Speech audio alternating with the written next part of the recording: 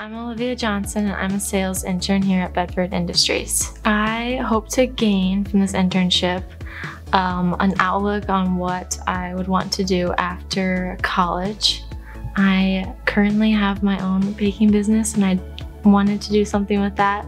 So I was looking at getting information about working with customers and how the sales field works in a real business. What sparked my interest about Bedford was when asking around about what it was like. Everyone had positive things to say and I wanted to check it out for myself.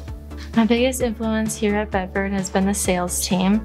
They have encouraged me through my training because they were once in my shoes learning everything for the first time. Account representatives often make customer visits and I am able to go with an account rep and go visit a customer, and I'm very looking forward to the experience that I'll get from that. Since being a sales intern at Bedford, I was able to experience that there's more to sales orders and it's more working with the customer relations and internal personnel at Bedford. My future plans are to go back to SDSU and finish my degree in business economics. During my internship, I've learned many valuable lessons and experiences that I'll take into my future.